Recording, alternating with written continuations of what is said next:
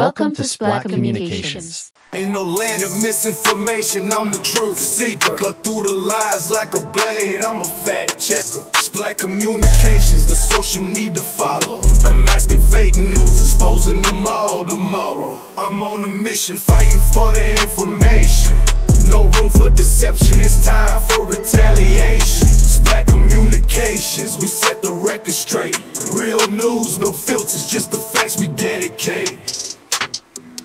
Fake news spreading like an epidemic outbreak, but I won't back down, I'll be the one to make them choke. Splat Communications, not that relevant until exposing all the lies. Watch them burn in hell. Good day, ladies and gentlemen, Rosa here of Splat Communications. Welcome to our channel. First of all, please don't skip ads. This will help us continue the work that we do. For those of you who are new here, may we make a few requests. Kindly subscribe and follow. Don't forget to like our video and share your thoughts in the comment section.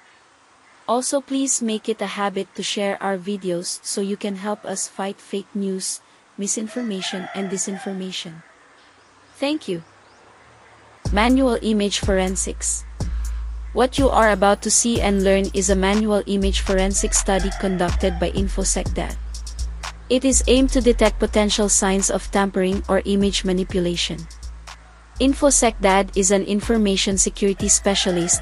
He is not pro or anti-Marcos Jr. He is pro-Philippines and owes his allegiance only to the flag. The link to his full analysis is in the description. Thank you. Tatagalogin po natin para mas maunawaan ng lahat. Pixel magnification, sa screenshot ng naturang video, pinalaki or in-enlarge po ang imahe upang masuri ang mga pixels nito. Ang pixels ay ang pinakamaliit na unit ng isang image o display. Ang bawat pixel ay nagpapakita ng kulay at liwanag. Kapag pinagsama-sama ang mga pixel ay ating nakikita ang imahe o larawan. Ayon sa Pixel Magnification Study, makikita at halata ang mga distorted pixels na nagpapahiwatig ng posibleng manipulasyon sa imahe. Ang image noise na tinatawag ay mga random na pagbabago sa kulay at liwanag ng isang imahe. Maari itong magdulot ng mababang kalidad ng image. Noise analysis ang proseso ng pag-aanalisa sa dami at uri ng ingay sa isang digital na imahe. Ang noise overlay naman ay isang technique na sinasadyang lagyan ng digital noise ang isang larawan upang pag-aralan ang algorithm sa pagpoproseso nito. Nakita sa pamamagitan ng noise overlay na pasusuri sa iba't ibang rehiyon ng image na tumutugma ang unang nakita sa pixel magnification na malaking bahagi ang nakakalat na iba-ibang digital image noise na nagpapahayag ng tampered areas. Kapag ginamitan ng machine learning algorithms na sanay sa pagtukoy ng image noise, ay nakaklasify nito kung ang isang imahe ay tampered o hindi tampered. Dahil dito, napatunayan ang imahe ay tampered.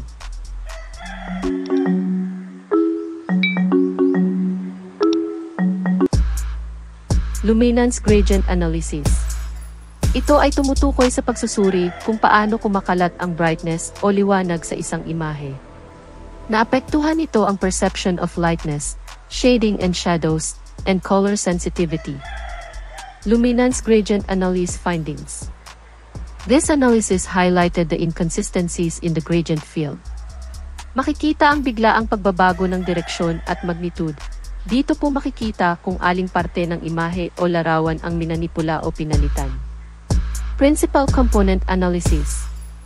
Isang technique kung saan ang datos ng isang imahe ay binabago o tinatransform at nilalapat sa isang coordinate system upang mas madaling makita ang pattern at intensity kung saang lugar sa imahe may pinakamalaking pagbabago ng datos. Base sa findings ng Principal Component Analysis at resultang image compression ay kitang-kita sa larawan na ang kumakalat ng video sa internet ay nagpapakita na ito ay manipulated, tampered at fake. Nakakagalit at nakakabahala po ng lubos ang paggawa at pagpapakalat ng peking video ni Pangulong Ferdinand Marcos Jr. sa social media. Amin pong malakas na kinokondena ang mga taong nasa likod nito. Wala pong lugar ito sa isang sibilisadong lipunan.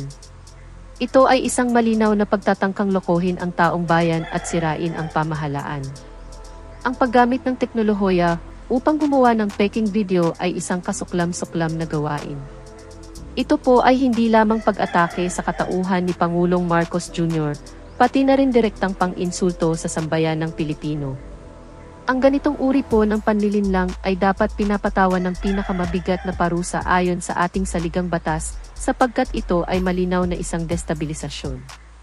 Pagtulungan po natin at paigtingin ang ating laban at kampanya laban sa disinformasyon at fake news.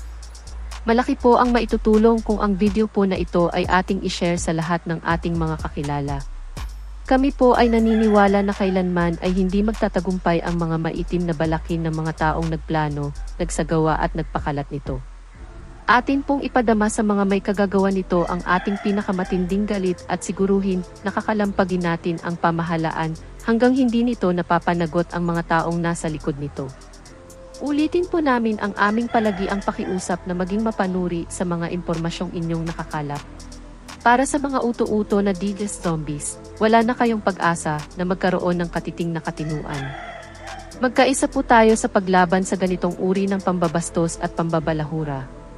Ito ay isang desperadong galawan ng grupong nagnanais na pabagsakin ang ating pamahalaan upang maipalit nila ang anak ng kanilang puon at lalong-lalo na makaiwas silang lahat na magbayad sa kani-kanilang pagmamalabi sa kapangyarihan noong sila ay nasa pwesto pa sapagkat dama na nila na malapit na ang kanilang katapusan mula sa mga kasong ihahain at naihain na laban sa kanila. Nakakaawa kayo, hindi kayo mga tao, mga animal kayong lahat.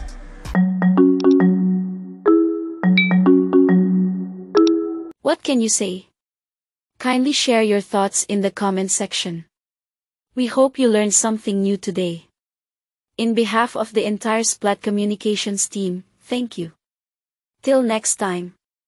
Please pray for world peace, please pray for the Philippines and the Filipinos. Stay safe. Rosa out. Bye. Land of misinformation, I'm the truth seeker. Cut through the lies like a blade, I'm a fact checker. Splat Communications, the social need to follow. Unmasking fake news, exposing them all tomorrow. I'm on a mission, fighting for the information. No room for deception, it's time for retaliation. Splat Communications, we set the record straight. Real news, no filters, just the facts we dedicate. Fake news spreading like an epidemic outbreak, but I won't back down, I'll be the one to make them choke. Splat Communications, not that relevant until exposing all the lies. Watch it burn in hell. Good day, lady.